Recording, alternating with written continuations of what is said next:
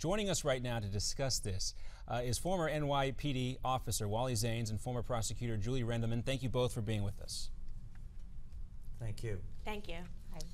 Well, guys, as we talked about this story here, it's growing here and morphing into a very ugly way. Wally, as we said in the introduction in the last block, there have been reports that gang members, and we're talking about the Jersey City case here, were planning to retaliate against police officers.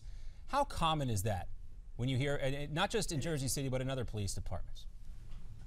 It's common. You know, the name of the game is there's an upmanship amongst gangs, especially with social media today. Gangs want to be able to be recognized, and there may be an initiation requirement that will say go kill a cop or, you know, go shoot somebody. And it's a very common thing. But the name of the game is that police intelligence units, gang units, have to work very closely with the community and all their sources to alleviate this from happening. And we know being a police officer is an incredibly stressful job as it is, Wally. And Julie, we'll ask you a question in 1 second. I just wanted to follow up there with Wally. What is it like to be out on the street now after these death threats have started to mount and you know, marching orders that basically sound like war for these gang members?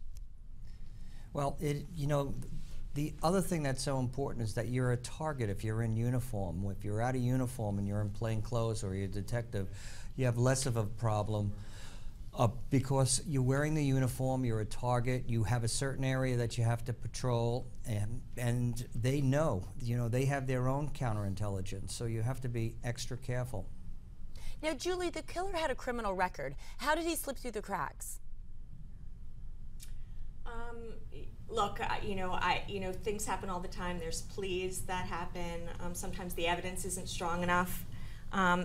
It appears that he had an open warrant for another murder case, which is the most disconcerting of everything. And that's what seemed to have led to him being at the place he was at. Now, would there be criminal charges against those who incite violence, like calling for more cops to be killed or encouraging other gang members to come in the area? There certainly can be.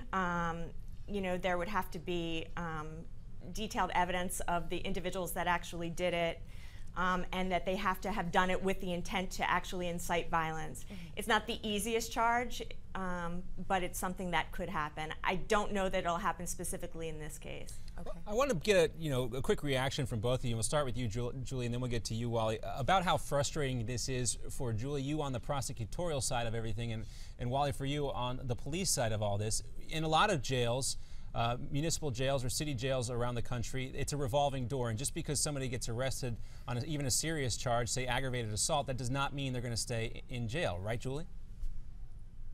That's true. Look, we deal as prosecutors, and I know detectives and police officers all the time with witnesses that don't want to cooperate, don't want to come forward, and it's something that we have to kind of fight against every single time a case comes through, whether it's an assault or murder case. And so we have a lot up against us when we're trying to prosecute these cases.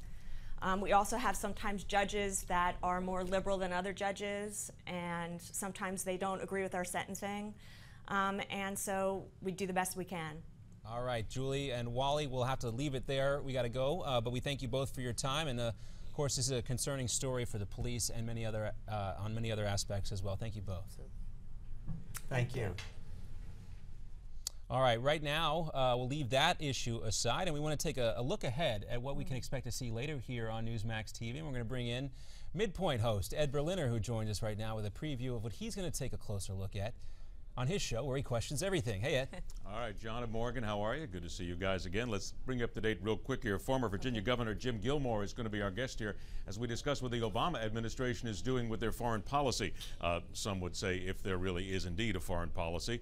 Lisa Ruth from LigNet will be here as we look at some of the differences with Vladimir Putin now and what a potential endgame might be in Russia and also the Ukraine over MH17, the shooting down of that. A weakened IRS is something we're going to talk about today, because with everything and all the investigations now, we might be taking just a little bit of the teeth out of the IRS, which of course some people might find actually a good thing. And also there's a lot of the discussion over the diseases that are allegedly being brought over the southwestern border and all of the different immigration issues here. What's the fact there? We'll find out that and a whole lot more when we bring you Midpoint beginning at noon Eastern Time right here on the Newsmax TV network. All right, Ed, we'll look forward to that. And I don't know if you had a chance to listen to the president's comments as they were coming in from the White House a few moments ago. We only heard parts of it. John did not hear the whole thing. Yeah, I thought it was telling somewhat that he did not take any questions from members of the media here. We know the president does not like to freelance in these types of situations. The president's going to have to learn to freelance because, quite frankly, with what's going on there's a lot of people asking for answers, and they're not getting them right now. And that, of course, is what Jim Wilson and a number of the others are going to talk about today.